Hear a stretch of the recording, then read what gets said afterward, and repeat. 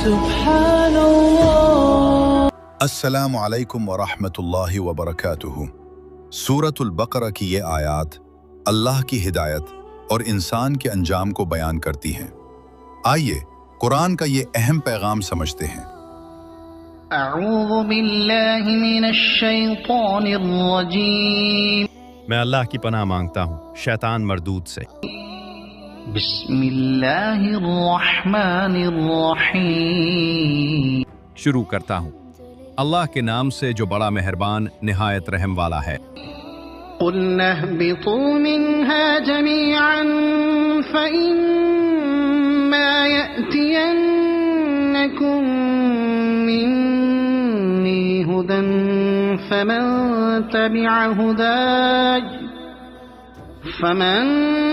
تبع هداي فلا خوف عليهم ولا هم يحزنون۔ ہم نے کہا تم سب یہاں سے اتر جاؤ، پھر اگر میری طرف سے تمہارے پاس ہدایت آئے تو جو لوگ میری ہدایت کی پیروی کریں گے ان پر نہ کوئی خوف ہوگا اور نہ وہ غمگین ہوں گے۔ والذین کفروا وکذبوا بآیاتنا اولئک اصحاب النار هم فیہا خالدون۔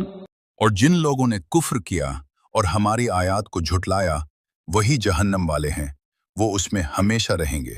ان آیات میں اللہ تعالیٰ انسان کو دو راستے دکھاتے ہیں، ایک راستہ ہدایت کا جو سکون، کامیابی اور جنت کی طرف لے جاتا ہے، اور دوسرا راستہ انکار کا جو انسان کو تباہی کی طرف لے جاتا ہے۔ اللہ تعالیٰ ہمیں ہمیشہ اپنی ہدایت پر قائم رکھے، آمین۔ کمنٹ میں آمین ضرور لکھیں اور صدائے قرآن کو سبسکرائب کریں۔